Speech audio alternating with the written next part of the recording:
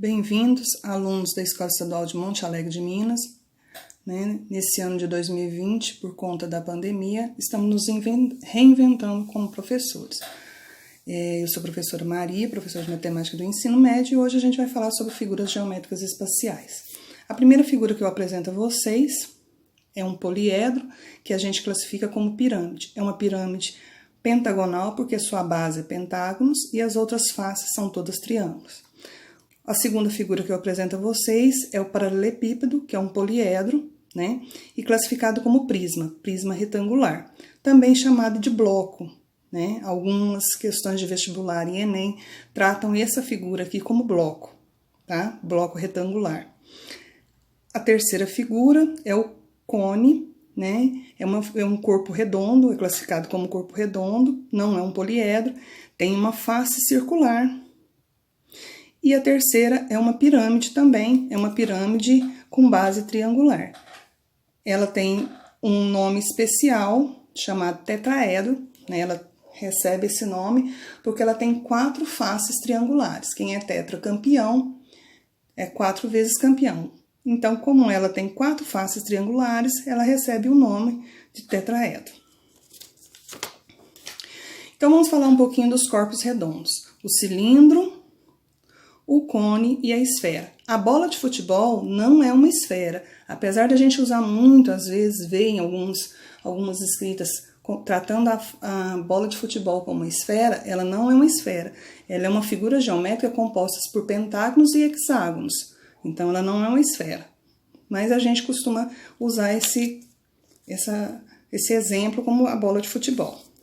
Bom, o cilindro, o cone e a esfera são chamados de corpos redondos, pois essas figuras geométricas são não planas, têm superfícies arredondadas. Observe o exemplo. Aqui eu tenho um cilindro, dá para visualizar bem, que ele tem 2 faces circulares. Isto aqui, essa área aqui, a gente não chama de face, tá? É uma curva, Então, não é chamado de face. Bom, o cilindro, 2 faces circulares, ou seja, 2 bases, o cone, uma base e um vértice. E a esfera, ela não tem nem uma face, nem base, circular, e nem vértice. Esses 3, cilindro, cone e esfera, são corpos redondos.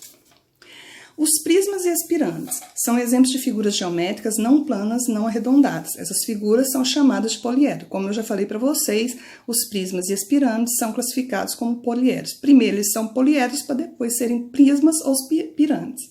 O que eu posso dizer sobre os prismas? Se você olhar uma figura geométrica e tiver com dúvida se ele é prisma ou pirâmide, basta observar um negócio, uma coisa bem particular.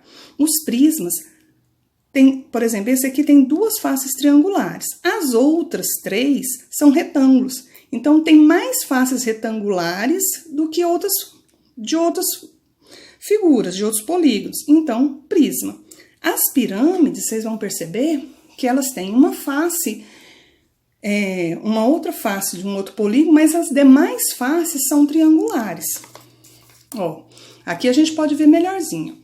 Aqui eu tenho um prisma pentagonal, são 5, 5 lados aqui as faces.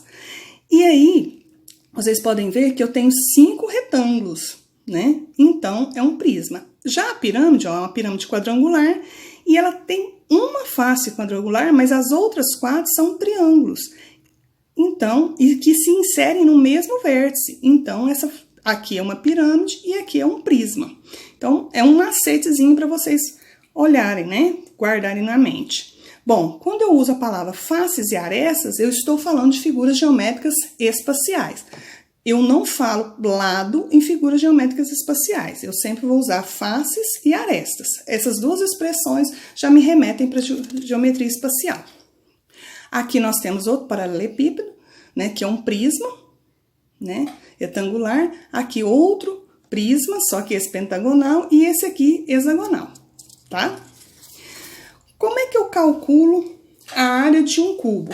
Bom, o cubo é um paralelepípedo, só que ele tem todos os lados com a mesma medida, Todos os lados. Quando eu tô falando de lado, porque os lados da face, Então, vamos supor, se eu quero calcular a área dessa figura do cubo, basta eu calcular a área da face e multiplicar por 6, porque ele tem 6 lados. Isso vale também para o paralelepípedo. Eu faço o cálculo das áreas, né, de cada face e posso somar ou então multiplicar de 2 a 2. Como é que eu calculo o volume? O volume, eu vou fazer a multiplicação das 3 dimensões, altura, comprimento e largura. Altura, com H, porque vem da palavra em inglês, né? Comprimento e largura. Então, eu vou multiplicar as 3 dimensões e eu acho o volume. A mesma coisa para o cubo, mas com a diferença que ele tem as mesmas medidas. Então, normalmente a gente faz aresta vezes aresta vezes aresta. Mas é também altura, comprimento e largura. Bom, o que a gente sabe, e cai muito em questões de vestibular e Enem, é o princípio de Cavalieri. Ele diz assim, que se eu tenho 2 objetos de formatos diferentes, mas que têm a mesma área da base, e mesma altura, então automaticamente eles têm o mesmo volume. Como é que eu calculo, então, o volume do cilindro? O volume do cilindro, como o volume do paralelepípedo, é igual. Se eu calcular a área da base vezes a altura, então eu faço a área da base vezes a altura, calculo do paralelepípedo. E vale também para o cilindro.